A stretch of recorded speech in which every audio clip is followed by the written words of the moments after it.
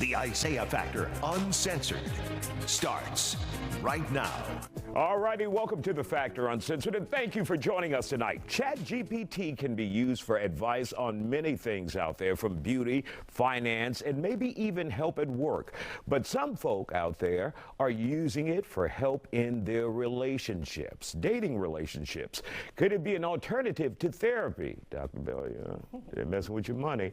Or even a close friend. Here's a look at what Chat GPT had to say after a user asked for some help with the female that he was interested in. Chat GPT analyzed their situation, saying the user's romantic interest was curious but not committal.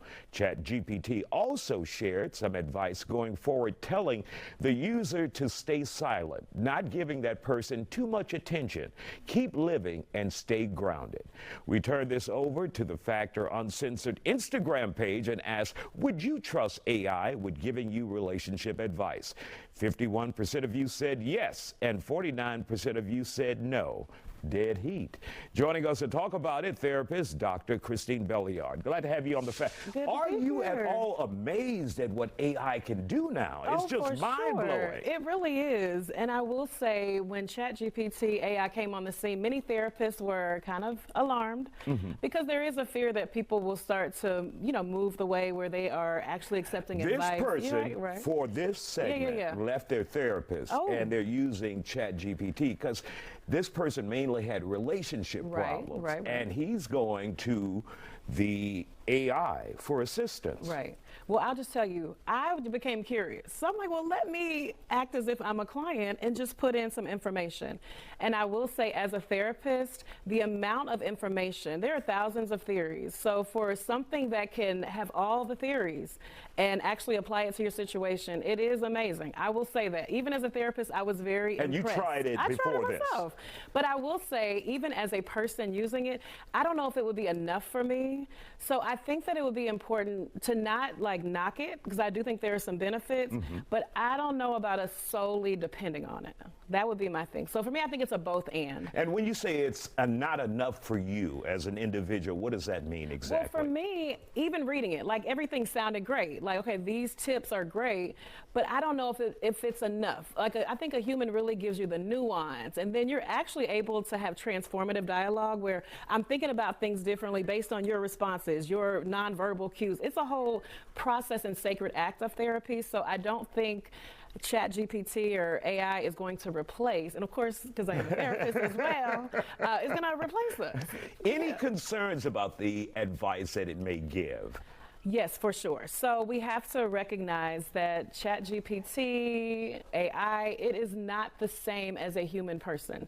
So some things, yes, there are certain even kind of tics that it can give you, even that advice, just keep on living. That sounds great, but how does that really transfer? How people can even how would you say just it? Keep on living?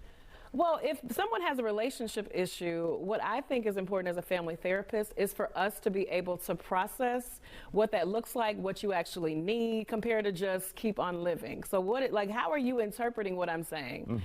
So I think the process of therapy is very important, because you and I can read the same thing, but completely interpret it different ways based on sometimes things like trauma we've been through, our own experiences. So I think it's important to have somebody filtered out, just like a medical professional. I'm sure ChatGPT can cure you, but I would recommend going to a medical doctor. I don't know if I'll trust ChatGPT with my medical condition.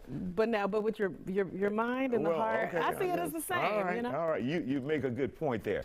Now, when it comes to bad advice, you guys can be held accountable as living human therapists. That is true. ChatGPT cannot. And does it indicate that it's for entertainment? No, it really does not. One thing that I think is important, and you bring up a really good point, the ability for a human to assess. So even if someone's telling me really great things, I'm happy, I'm good. I have ways to assess, no, there may need to be a different type of intervention.